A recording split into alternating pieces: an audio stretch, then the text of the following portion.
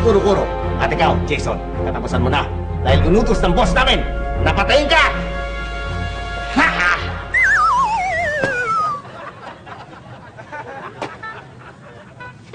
Nangyari? Patay na yata. Tinira mo? Hindi. Tingin ko tinira mo eh. Hindi, palagay ko ikaw. Hindi. Tingin ko ikaw kasi mas mabilis ka sa akin eh. Hindi, teka si...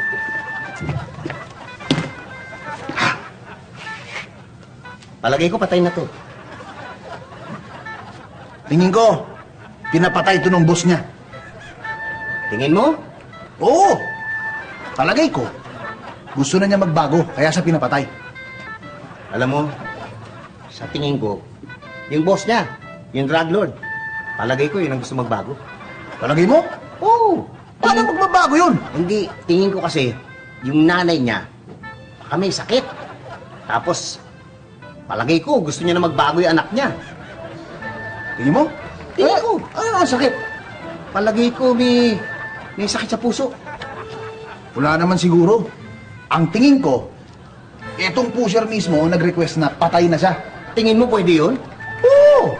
Palagay ko kasi may malaking problema to eh. Tingin mo meron? Oo! Ano problema?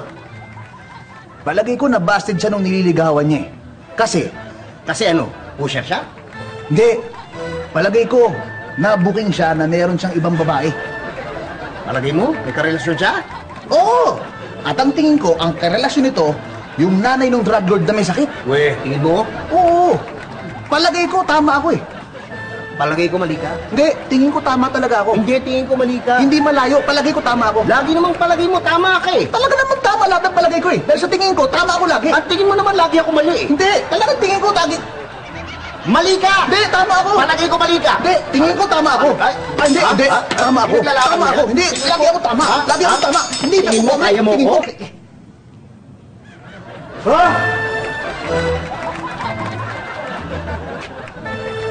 Palagay ko buhay pa yun. Tingin mo? Palagi ko patay tayo sa boss natin eh. Tingin ko nga rin. Ikaw kasi, puro ka haka-haka. Ikaw eh, puro kang uro-uro. Tingin mo, abunin natin. Palagay ko, wag na.